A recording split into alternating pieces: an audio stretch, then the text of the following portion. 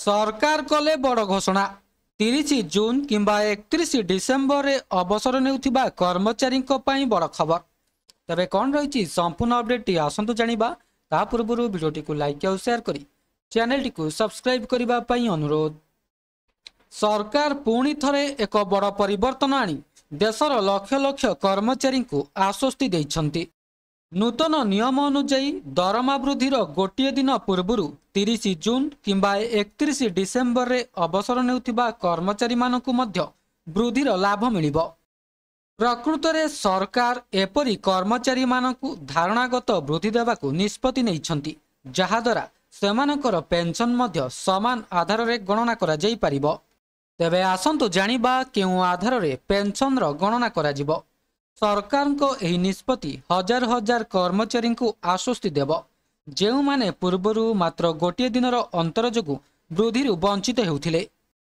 प्रकृत रे महंगा भत्ता 1 जनवरी किंबा 1 जुलाई रु वृद्धि पाई थाए।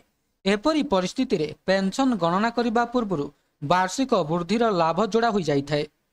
एही वृद्धि आधार रे कर्मचारी अवसर ग्रहण समय रे केते एककालीन पाइबे एवं तापरे से केते पेंशन पाइबे ताहा स्थिर करा जिवो। सरकार को एही नूतन निष्पत्ति सहित महंगा भत्ता वृद्धि पूर्वरु अवसर नेउथिबा कर्मचारी मानकु सेमानक पेंशन रे जोड़ी वृद्धिर सुविधा दिया जिवो। सुप्रीम कोर्ट मध्य अनुमोदन करिसंती जे 2006 मसिया रे सरकार प्रतिवर्ष 1 जुलाई को समान दरमा वृद्धि पई तारीख स्थिर करिथिले। 2016 रे दुईटी तारीख स्थिर करा जायथिला, 1 जनवरी एवं 1 जुलाई।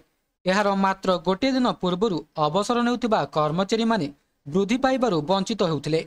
यह पेंशन उपरे मध्य प्रभाव पकाउथिला। 2017 मसिया रे एक मामलार शुणाणी समय माड्रास हाईकोर्ट अवसर प्राप्त कर्मचारी को धारणागत दरमा वृद्धिर लाभ देइथिले।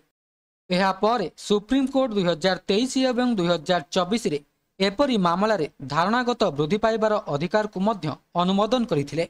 तबे यह थिला संपूर्ण अपडेट। वीडियोटी भल लागिथिले वीडियोटी को लाइक करंतु, शेयर करंतु एवं चैनल टी को सब्सक्राइब करबा को भूलंतु नहीं। वीडियोटी को शेष पर्यंत देखिथिबारु आपनको बहुत बहुत धन्यवाद।